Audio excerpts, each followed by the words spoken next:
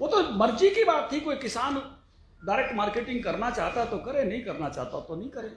कोई किसान कॉरपोरेट खेती में जाना चाहता है, वो कोई अपना कोई ठेका करना चाहता तो करे, ना करना तो ना करे। लेकिन इसमें बहुत सारी चीजें बंधनकारी आ गई हैं, जहां किसान को यह बंधन हो गया कि मौके पर फसल अगर उसने बेचने की कोशिश की सरकारी खरीद होने के बाद, तो खरीदार मिलेगा कि नहीं मिलेगा, और खरीदार नहीं मिलेगा तो उसकी फसल का क्या होगा जो उसने अपने पास रख ली थी। दूसरा, मैंने बताया कि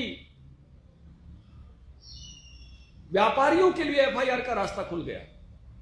जो आपसी लेन देन अपने भरोसे के बीच में होता था, एक कितनी एफआईआर होने का रास्ता खुल गया।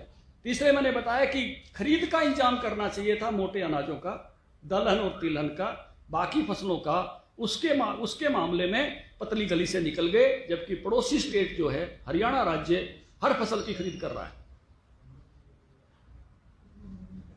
मुझे लगता है कि ये प्रो फार्मर होने का जेस्चर नहीं है।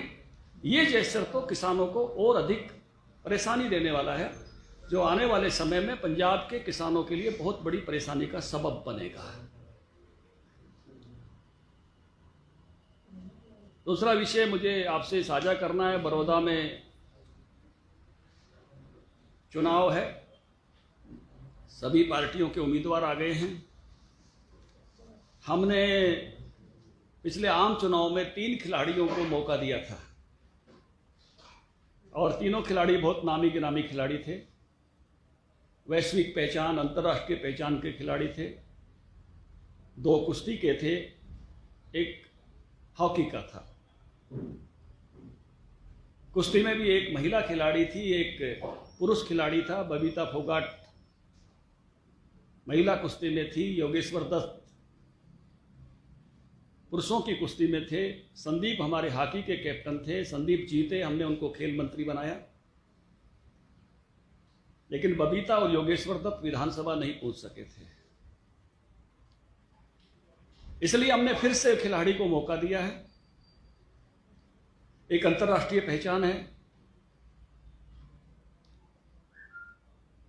और एक बहुत ही सुलझे हुए इंसान है। देश का मान है, प्रदेश का मान है, इलाके का मान है। इसलिए आप सबके माध्यम से भी मैं, क्योंकि आपकी अपील भी सब जगह पहुंचती है, ये अपील करना चाहता हूं कि एक योग्य खिलाड़ी को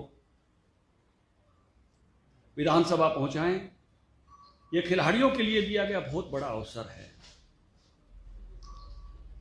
बल्कि प्रतिपक्षियों को भी जिस प्रकार से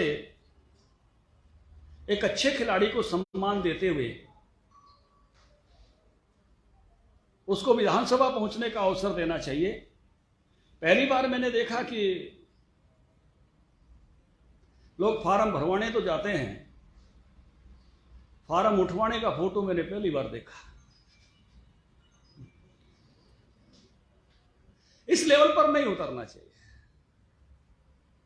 इससे पहले शायद मीडिया ने भी ऐसा कोई फोटो नहीं देखा होगा। फार्म उठाने वाले लोग चुपचाप जाते थे, अगले दिन अखबार में खबर आ जाती थी या एक इलेक्ट्रॉनिक मीडिया में लाइन आ जाती थी कि इतने उम्मीदवार बचे, इतनों ने फार्म उठाया। हमारा एजेंडा हमारे खिलाड़ी का व्यक्तित्व, उसकी आन बान शान और बड़ौदे का विकास है, और उसी रास्ते पर हम चुनाव में जा रहे हैं। 2 विषय मैंने आपसे साझा करने थे, बाकी कोई बात आपने पूछनी है तो उत्तर दूंगा।